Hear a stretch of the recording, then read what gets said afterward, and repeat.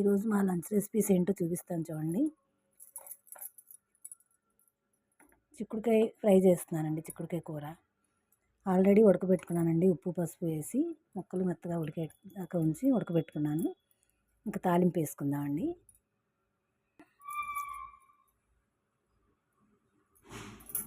మూకుడు పెట్టుకున్నానండి. ఇంకా ఆయిల్ వేసుకుందాం వేడైన తర్వాత.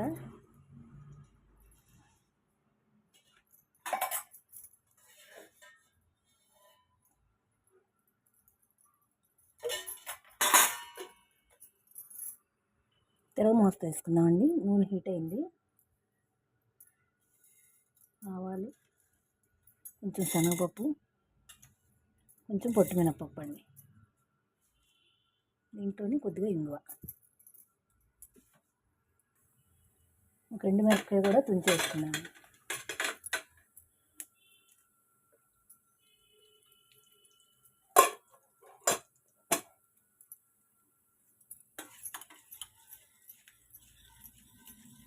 దీంట్లోని పసుపు కూడా వేసుకుందామండి సరిపోను.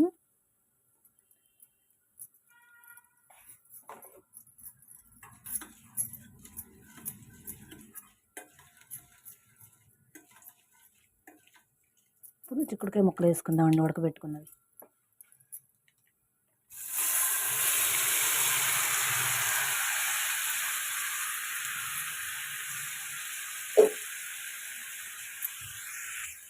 ఒకసారి కలిపేసుకున్నామండి.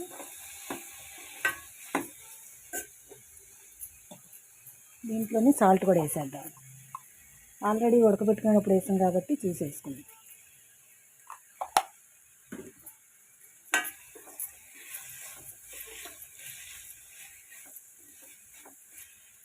కలిపేసి మూత పెట్టుకుందామండి.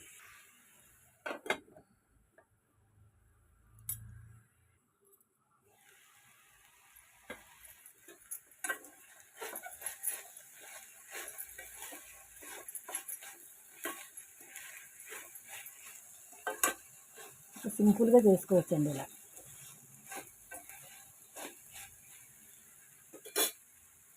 ఇంకొంచెం మగ్గాక కారం వేసుకుందాం.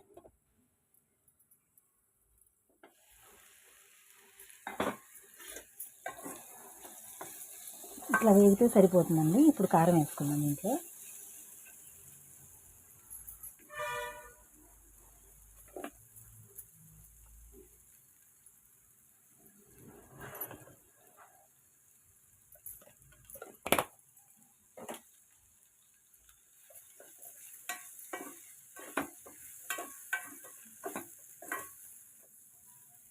కారం వేసి ఇంకొక నిమిషం మగ్గించుకొని ఇంకా కట్టేద్దామండి స్టవ్. ఇంతేనండి, సింపుల్గా చేసుకోవచ్చు.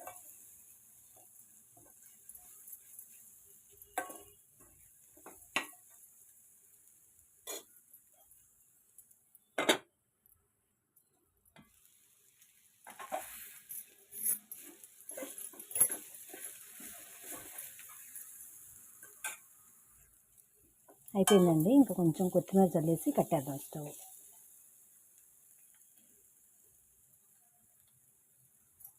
చూడండి, ఇలా సింపుల్గా చేసుకోవచ్చండి.